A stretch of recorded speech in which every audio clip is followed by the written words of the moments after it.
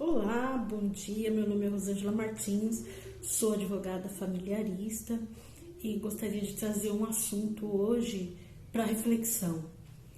Durante a semana passada, nos deparamos com um assunto muito forte que envolve monetização e exposição de conteúdos relacionados à adultização de crianças e adolescentes nas redes sociais.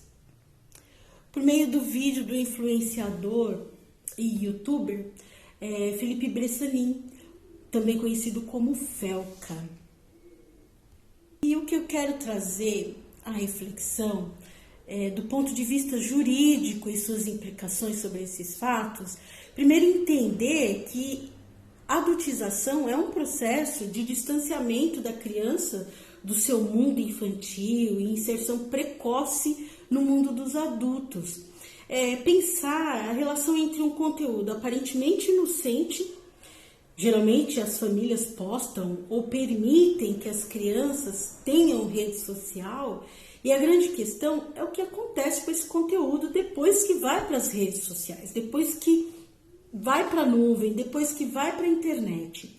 E aí o Felca apresentou todo um esquema que os algoritmos propiciam para que uma rede de pessoas mal intencionadas tenham acesso ao conteúdo infantil exposto. E aqui eu faço uma ressalva de não responsabilização dos pais que compartilham momentos de suas famílias, momentos do cotidiano. A questão é sobre quem faz mau uso desse conteúdo. O buraco é mais embaixo, porque são condutas criminosas previstas no Estatuto da Criança e do Adolescente, e é isso que eu queria trazer.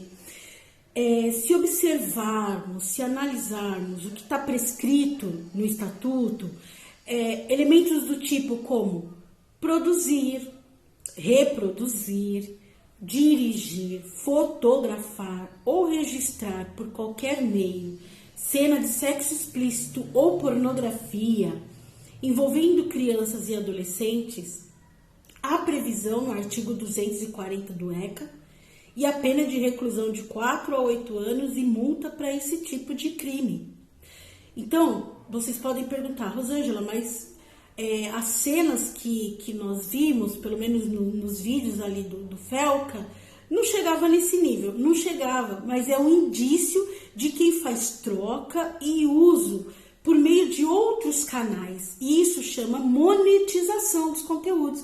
E por isso tal Ítalo Santos foi indiciado pelo Ministério Público, porque os seus conteúdos envolviam crianças e adolescentes, atraindo rede de pedofilia, e ele ganhava dinheiro explorando adolescentes para a produção desse tipo de conteúdo.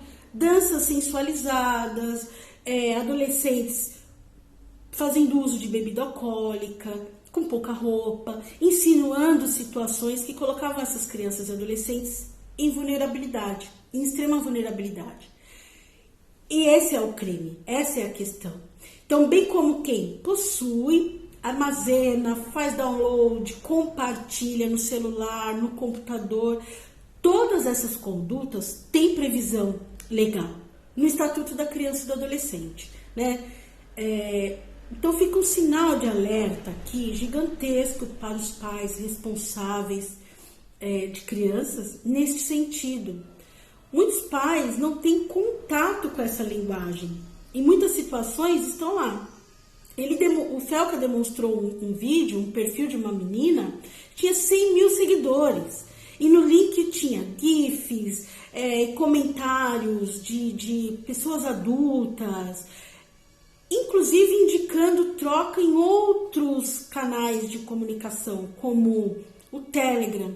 Então, link na bio, trade, quer fazer troca de conteúdo. Isso foi chamando a atenção. Então, essas ações são ações de criminosos, né? É um assunto que é bastante indigesto, mas se a gente quer falar de proteção à criança e do adolescente, a gente precisa olhar para esse tipo de assunto com seriedade.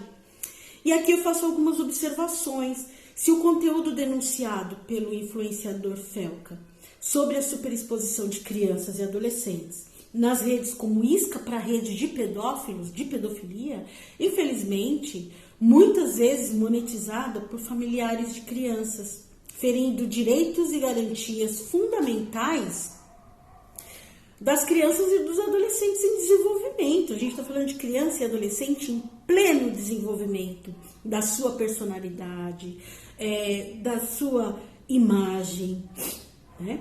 Estamos falando também sobre as implicações que se desdobram em outras esferas do direito, já que é responsabilidade do Estado, da família, da sociedade, zelar pelo bem-estar e pleno desenvolvimento da criança e do adolescente. Imagina como isso atinge a integridade psíquica, física, moral dessa criança, dessa adolescente exposta.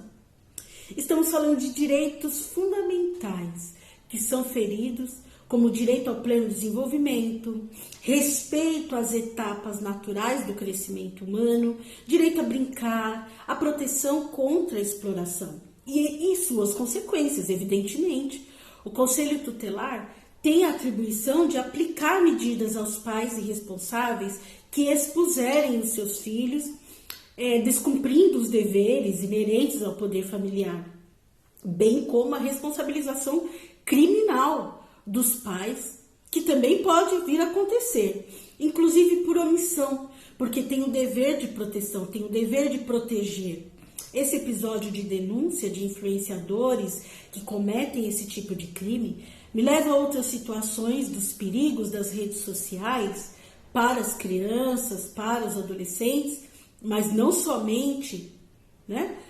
Sobretudo meninas, que é a questão do cyberbullying, que é a questão do stalker, perseguição psicológica via redes sociais, abuso virtual, entre outros. Mas aí ficará para um próximo vídeo. O assunto é urgente e emergente, considerando o uso das redes sociais cada vez mais precoce, como algo inocente, mas que está sendo naturalizado, porém um terreno muito perigoso e de responsabilidade de todos nós. Obrigada, até a próxima.